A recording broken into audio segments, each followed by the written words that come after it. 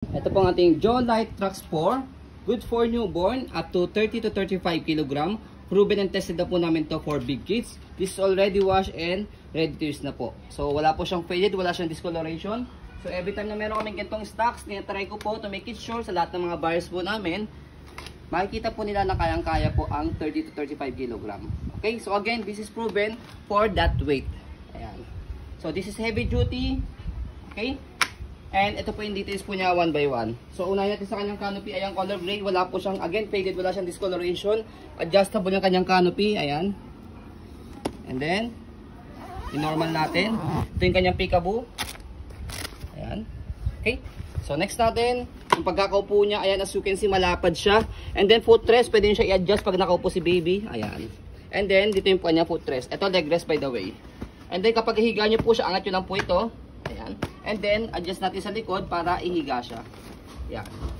As you can see, again, malapad siya sa kamahaba.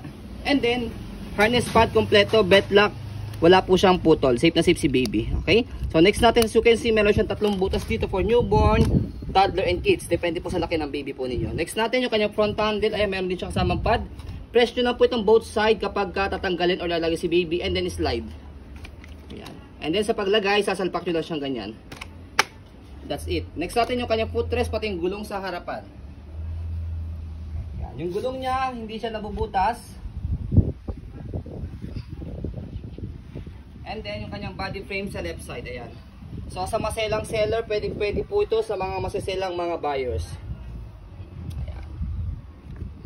So, yan.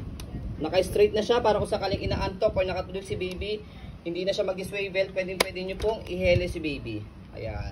So, yun yung kanyang features sa harapang gulong. Next natin, yung kanyang gulong sa likod. Ayan. Big wheel siya. So, kailangan big wheels talaga para sa malalaking mga bata. Next natin, stopper. Naka-cable na po siya para sa tapak lang. Naka-stop na po siya. Pati yung kanyang basket. Ayan. So, dito siya ina-adjust. So, pag gusto nyo po siyang i-semi-recline or i-upo, i-press nyo lang po ito. And then, angat. Ganun lang, okay? So next natin yung kabilang side ng gulong, pati yung kanyang body frame.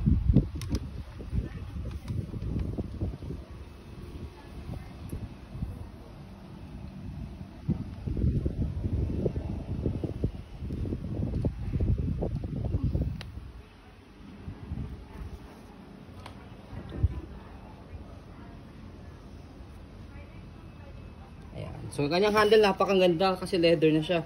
And then, sa parents or kahit sa kids, pero siya lagayin dito ng tumbler. And then, may lagayin dito ng food or anything na pwede mailagay dito. Ayan. So, stroll natin to make it sure na wala siyang problem regarding sa kanyang mechanism. Ayan.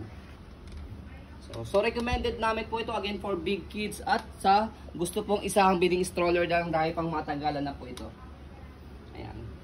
So, next natin sa pag-fold po sa kanyang fold lang yung kanyang canopy. Stopper.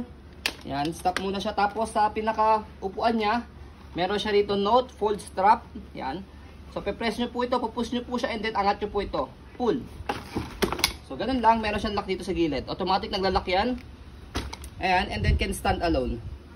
Manipis lang siya. So, pwede nyo siya pong hilahin. Kahit no need ang buhatin. Tanggalin nyo lang siya sa pagkaka-stopper. Ayan. See? Para siyang luggage type. And then next natin kapag inopen, tatanggalin lang yung lock sa gilid. Bubukan nyo lang siyang ganyan. And then, bubukan nyo po siya. So that's it. Walang kahirap-hirap kapag inopen sa kapinod. So ayan po, as you can see, very details po kami. Sa akin po pag video kasi kami shop policy, no refund, no exchange, what you see is what you get. So yun po, maraming salamat. Have a nice day and God bless po.